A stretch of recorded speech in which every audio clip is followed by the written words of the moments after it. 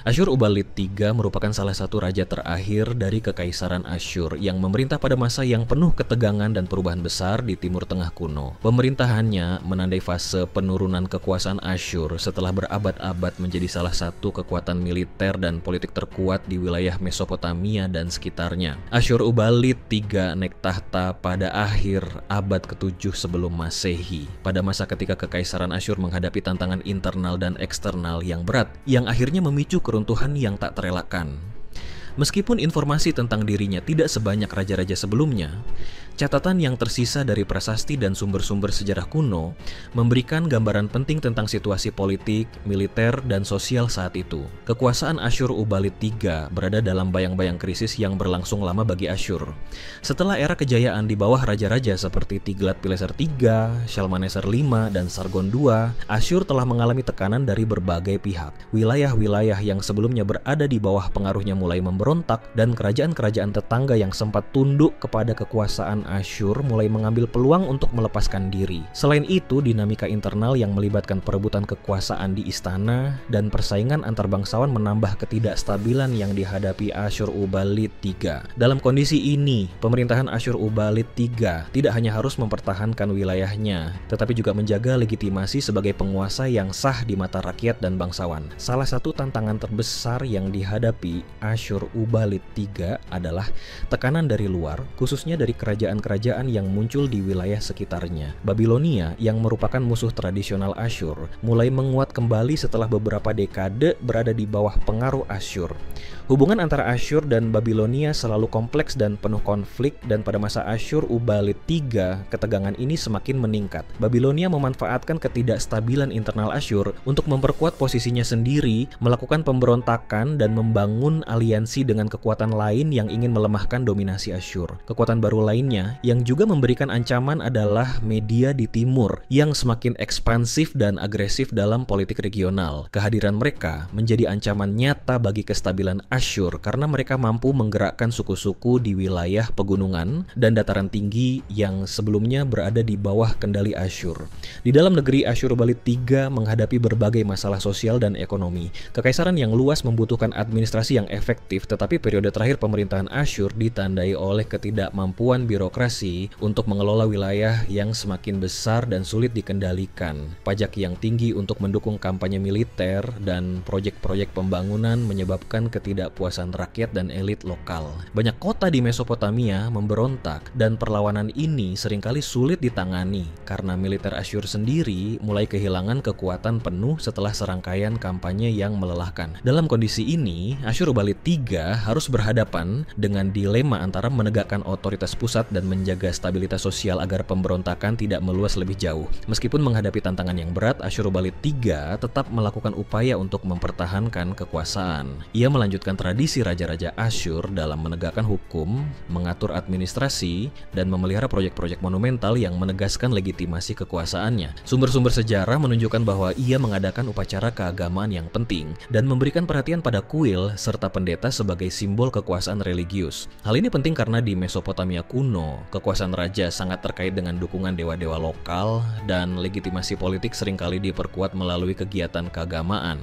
Namun, upaya-upaya ini hanya mampu memberikan stabilitas sementara karena tekanan dari luar dan dalam negeri terus meningkat. Asyur-ubalid III juga terkenal karena keterlibatannya dalam konflik militer. Meskipun catatan rinci tentang kampanye militer yang dipimpinnya relatif sedikit, diketahui bahwa ia harus menghadapi pemberontakan Babilonia dan menghadapi ancaman dari suku-suku di wilayah pegunungan. Perang menjadi bagian penting dari pemerintahannya karena mempertahankan wilayah kekaisaran yang luas merupakan tugas utama Raja Asyur. Namun, kondisi militer Asyur pada masa ini sudah berbeda dengan era keemasan mereka. Pasukan tidak lagi sekuat sebelumnya, dan dukungan dari elit lokal mulai berkurang karena berbagai masalah politik dan ekonomi. Kondisi ini membuat Asyur-ubalid III harus berhati-hati dalam mengatur strategi dan mengambil keputusan militer yang berisiko tinggi. Keruntuhan Asyur tidak dapat dipisahkan dari periode pemerintahan Asyur-ubalid III. Ia merupakan salah satu raja terakhir sebelum serangkaian peristiwa yang menyebabkan kehancuran kekaisaran di kota Asyur dan Nineveh. Ancaman dari media, Babilonia, dan sekutu mereka menjadi semakin nyata, dan kombinasi tekanan internal dan eksternal memicu runtuhnya struktur pemerintahan. Walaupun ia berusaha menjaga stabilitas stabilitas, tekanan yang terus meningkat dan lemahnya dukungan dari elit membuat upaya Asyur-Ubalid III tidak dapat menahan kehancuran yang akan datang. Pada akhirnya, era Asyur-Ubalid III menandai berakhirnya dominasi Asyur di Mesopotamia dan membuka jalan bagi kebangkitan kekuatan baru, terutama Kekaisaran Babilonia dan Media. Sejarah Asyur-Ubalid III menjadi penting karena menggambarkan bagaimana sebuah kekaisaran besar yang pernah dominan dapat mengalami penurunan secara cepat ketika faktor internal dan eksternal tidak dikelola dengan efektif. Pemerintahannya menunjukkan bahwa kekuasaan militer dan politik yang besar tidak menjamin stabilitas jangka panjang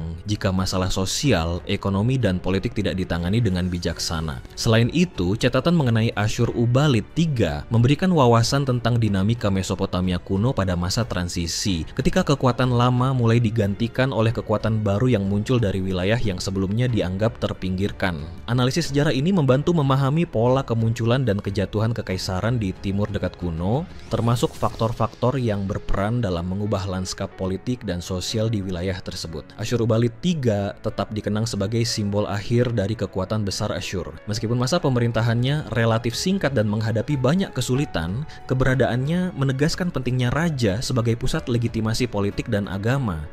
Ia menghadapi dilema yang sangat kompleks dalam mempertahankan wilayah kekaisaran yang luas di tengah tekanan yang semakin besar. Dengan memahami sejarah Asyur-Ubalid III, para sejarawan dapat mengevaluasi lebih lanjut bagaimana faktor politik, ekonomi, militer, dan sosial berinteraksi dalam menentukan nasib sebuah kekaisaran. Pemerintahannya menjadi pelajaran tentang ketahanan, keterbatasan kekuasaan, dan pentingnya manajemen internal yang baik bagi kelangsungan sebuah negara. Dengan demikian, Asyur-Ubalid III bukan hanya raja terakhir Asyur yang tercatat dalam sejarah, tetapi juga representasi dari fase akhir sebuah peradaban besar yang pernah mendominasi Timur Tengah kuno. Pemerintahannya memberikan gambaran yang jelas tentang tantangan yang dihadapi oleh raja dalam menghadapi tekanan internal maupun eksternal, serta bagaimana sejarah mencatat jatuh bangunnya kekaisaran besar. Melalui catatan dan prasasti yang tersisa, kita dapat menelusuri langkah-langkah yang diambil oleh Asyur-Ubalid III untuk mempertahankan kekuasaan, sekaligus memahami keterbatasan yang membuat kejatuhan tidak dapat dihindari. Sejarah ini menjadi pengingat tentang sifat sementara kekuasaan dan bagaimana perubahan politik dan sosial dapat mengubah wajah peradaban dalam waktu relatif singkat. Masa pemerintahan Asyur-Ubalid III juga menjadi saksi dari perubahan penting dalam struktur militer Asyur. Selama beberapa abad sebelumnya, kekuatan militer Asyur dikenal karena disiplin, inovasi dalam strategi, serta kemampuan mereka menaklukkan wilayah luas dengan cepat. Namun pada masa Asyur-Ubalid III, kemampuan ini mulai menurun. Banyak sumber sejarah menyinggung bahwa kekuatan tentara sudah tidak sekuat sebelumnya karena sumber daya yang terbatas, kelelahan akibat kampanye panjang, dan kurangnya loyalitas penuh dari para komandan lokal. Kekaisaran yang sebelumnya mampu memaksakan kehendak di Mesopotamia dan wilayah sekitarnya kini mulai terlihat rapuh. Strategi perang yang dulu selalu mengutamakan agresi dan serangan mendadak, kini harus diimbangi dengan upaya mempertahankan wilayah inti yang terus diguncang pemberontakan. Dalam banyak hal, Asyur-Ubalid III menghadapi dilema antara bertahan atau menyerang, dan pilihan yang diambil selalu dibayang-bayangi risiko kehilangan legitimasi atau wilayah. Selain itu, ekonomi menjadi faktor yang sangat menentukan kemampuan Asyur-Ubalid III mempertahankan kekuasaan. Kekaisaran Asyur pada masa ini menghadapi tekanan ekonomi yang berat, pajak yang tinggi, kekayaan yang diambil dari wilayah taklukan, dan proyek pembangunan besar yang berkelanjutan mulai menimbulkan ketidakpuasan rakyat. Wilayah-wilayah yang sebelumnya setia mulai menuntut lebih banyak otonomi, sementara elit lokal mempertimbangkan kepentingan pribadi dan keluarga mereka. Krisis ekonomi ini membuat distribusi sumber daya untuk tentara dan administrasi menjadi tidak optimal. Asyur-Ubalid III harus menghadapi kenyataan bahwa pengelolaan ekonomi yang tidak efisien bisa langsung berdampak pada stabilitas politik dan kemampuan bertahan dari serangan luar. Tekanan finansial ini juga memicu migrasi penduduk dari kota ke desa atau sebaliknya, yang turut merubah struktur sosial dan keseimbangan demografis di Mesopotamia. Di bidang diplomasi, Asyur-Ubalid III menunjukkan kecakapan dalam menegosiasikan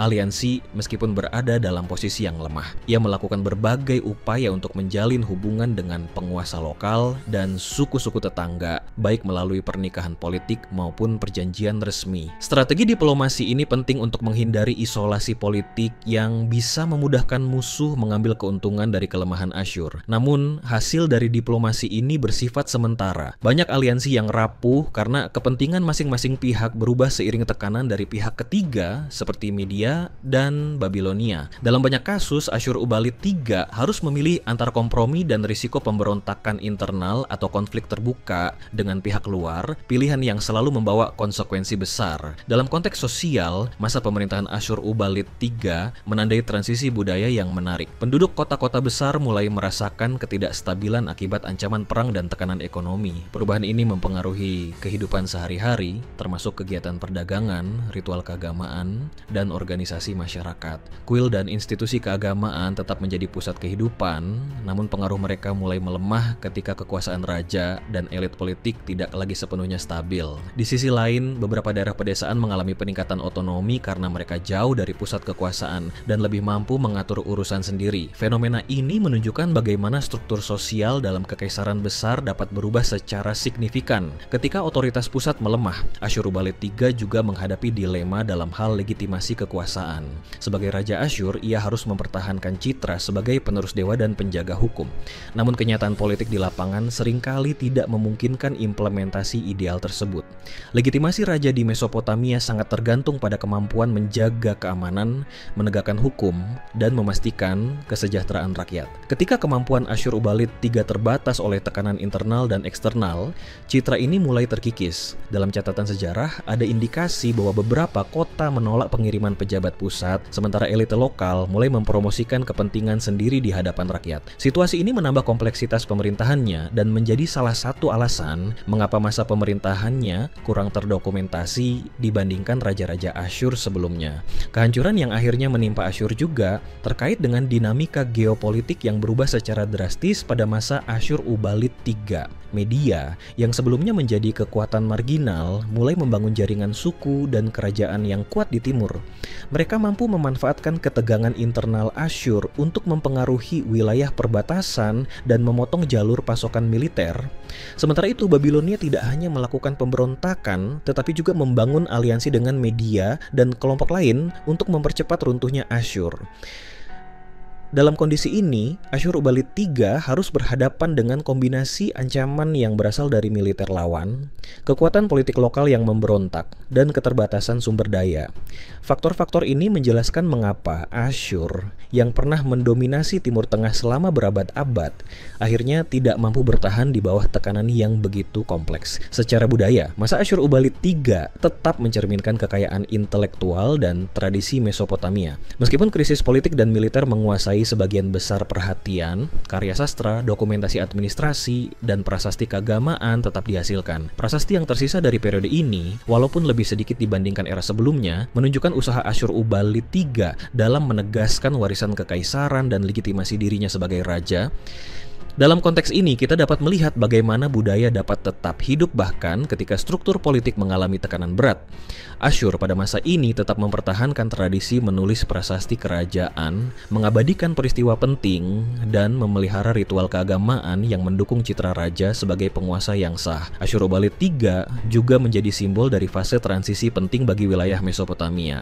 Kehancuran Asyur membuka jalan bagi munculnya kekuatan baru yang akan menguasai wilayah tersebut, terutama Babilonia dan Media. Transformasi ini menunjukkan bagaimana kekuasaan bersifat dinamis dan hegemonik politik dapat berubah dengan cepat ketika kondisi internal lemah dan tekanan eksternal meningkat. Pengalaman Asyur-ubalid III memperlihatkan bahwa raja, meskipun memiliki legitimasi religius dan politik yang kuat, tetap terbatas kemampuannya jika menghadapi kombinasi masalah internal dan ancaman luar yang terkoordinasi. Sejarah Asyur-ubalid III memberikan pelajaran penting tentang manajemen negara, strategi militer, diplomasi, dan hubungan sosial dalam konteks kekaisaran besar. Ia berusaha mempertahankan kekuasaan di tengah tantangan yang sangat kompleks. Namun keterbatasan sumber daya dan tekanan dari berbagai arah membuat pemerintahannya berada dalam posisi defensif. Analisis terhadap periode ini membantu memahami pola jatuh bangunnya kekaisaran, interaksi antar kerajaan, dan bagaimana faktor ekonomi, sosial, dan militer saling mempengaruhi.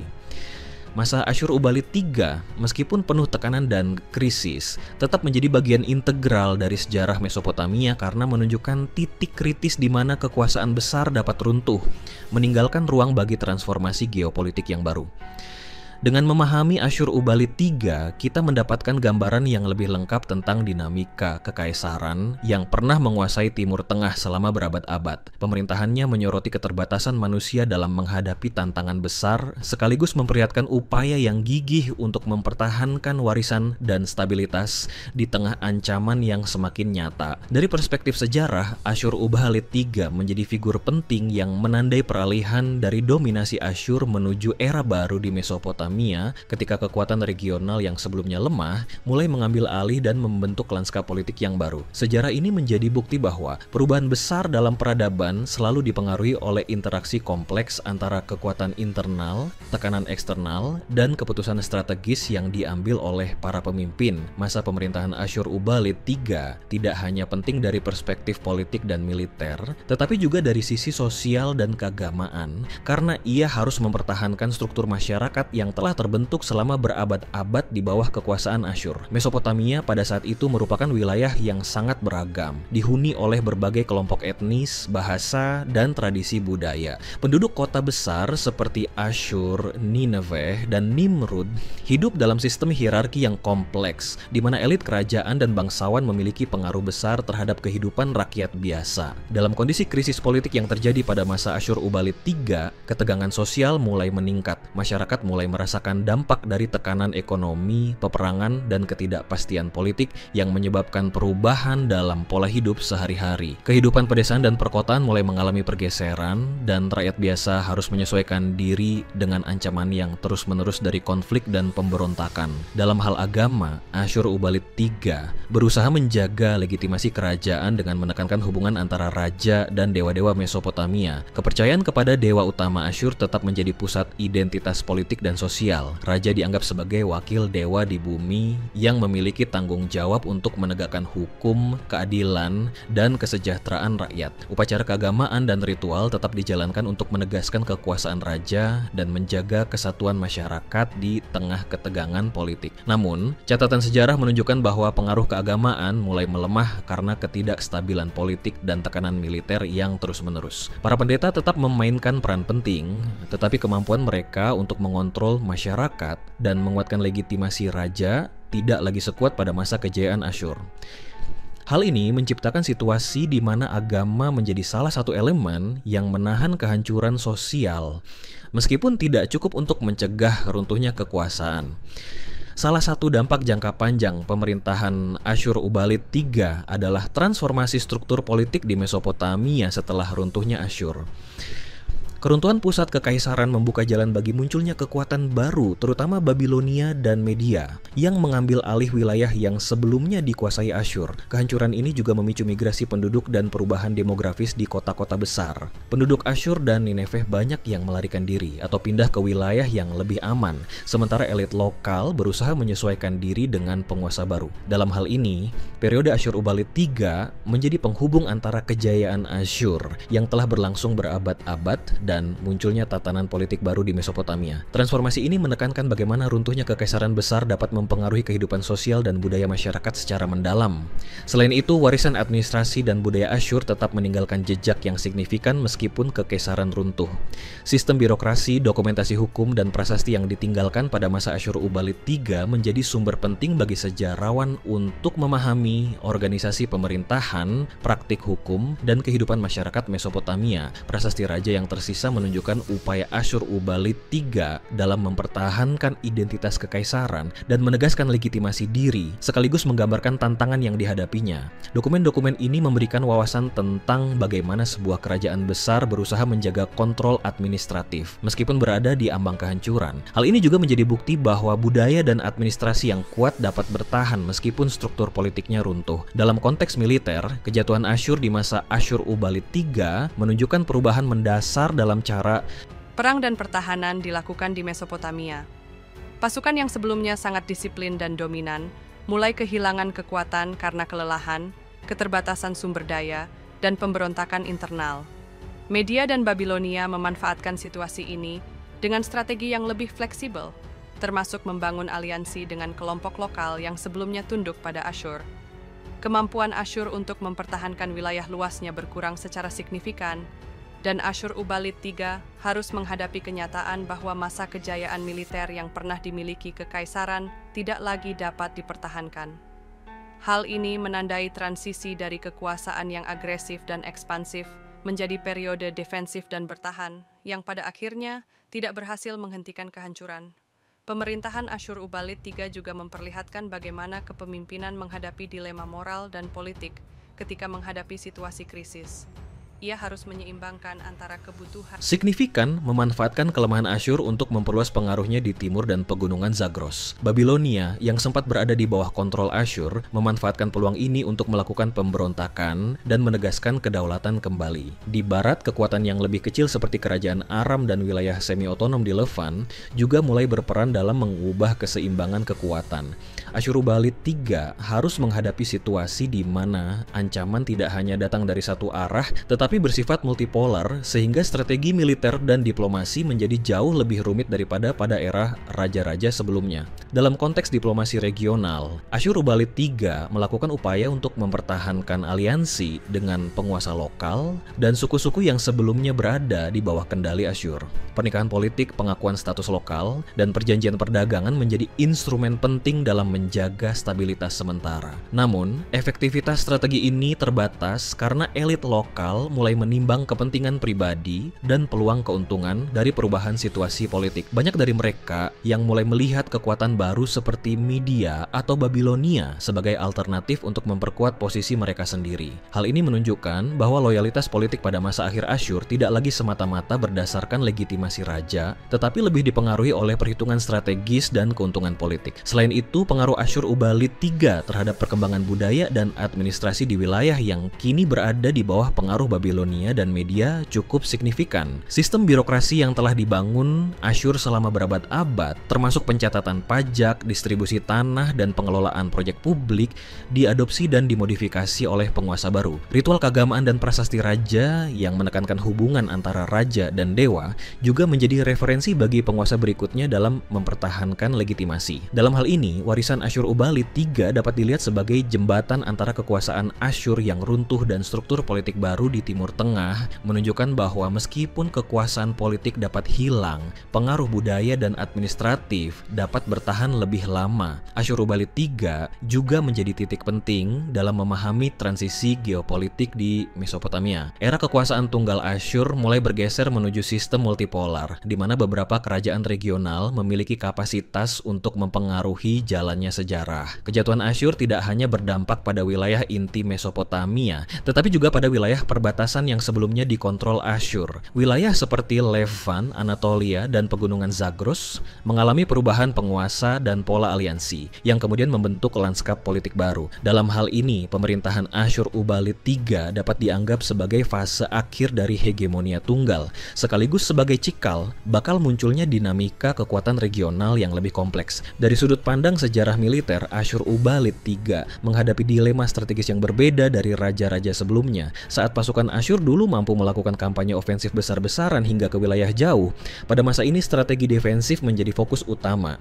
Ketergantungan pada sekutu lokal, keterbatasan logistik, dan tekanan ekonomi membatasi kemampuan Asyur-ubalid III untuk menindaklanjuti pemberontakan atau serangan musuh dengan agresi penuh. Ia harus lebih mengandalkan diplomasi dan kompromi politik untuk menahan kehancuran yang menunjukkan pergeseran penting dari model kekuasaan militer agresif menuju manajemen krisis dan pertahanan strategis. Perbandingan dengan raja sebelumnya juga menunjukkan bahwa Asyur-ubalid III menghadapi tantangan yang lebih besar dalam mempertahankan legitimasi internal.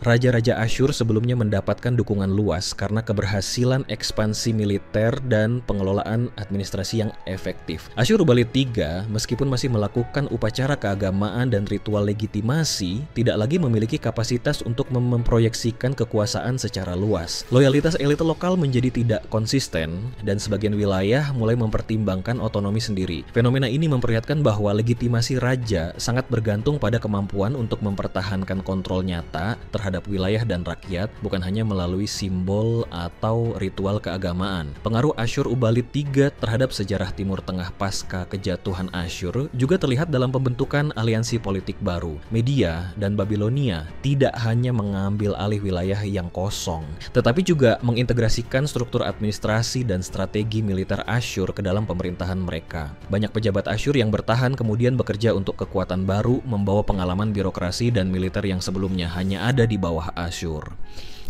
Proses ini menunjukkan bahwa walaupun kekaisaran runtuh, pengetahuan dan praktik yang dibangun selama berabad-abad tetap berkontribusi pada evolusi politik regional. Dengan demikian, Asyur-Ubalid III dapat dianggap sebagai raja transisi yang menghubungkan era kejayaan Asyur dengan tatanan politik baru di Timur Tengah.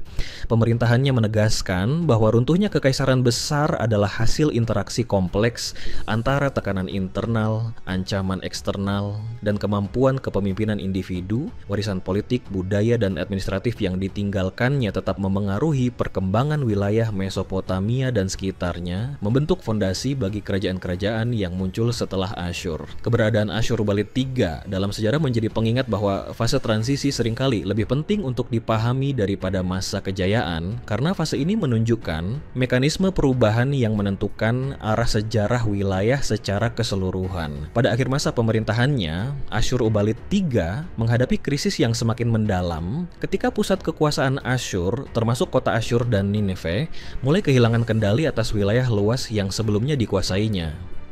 Serangkaian pemberontakan lokal, konflik internal di istana, dan tekanan dari kekuatan eksternal membuat raja berada dalam posisi yang sangat sulit. Para bangsawan dan gubernur daerah mulai mempertimbangkan kepentingan pribadi mereka, kadang-kadang menjalin hubungan dengan musuh, atau bahkan memberontak terbuka.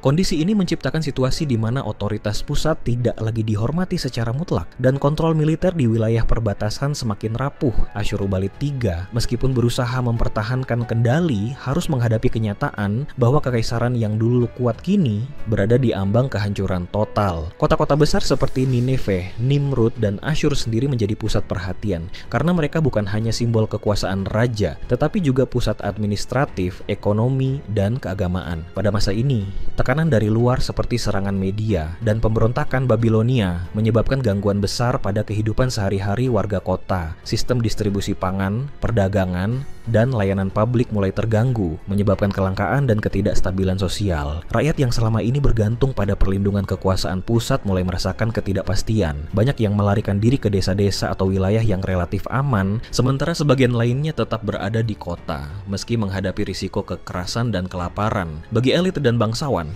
situasi ini menuntut manuver politik yang rumit. Beberapa mencoba mempertahankan loyalitas kepada Asyur-Ubalid III, sementara yang lain mencari perlindungan atau keuntungan dari kekuatan baru seperti media dan Babilonia. Pemberontakan dan pengkhianatan di tingkat lokal menjadi faktor utama yang mempercepat runtuhnya struktur kekuasaan Asyur.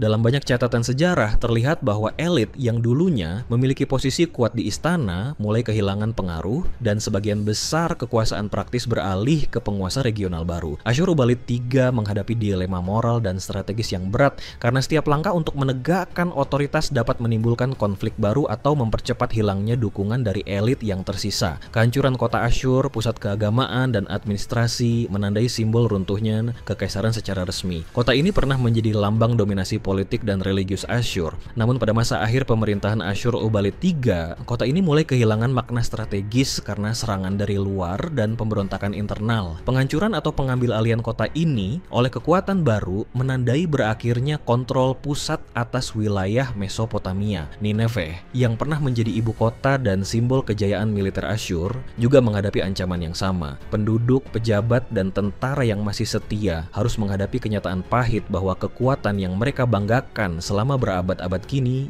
tidak lagi mampu melindungi mereka.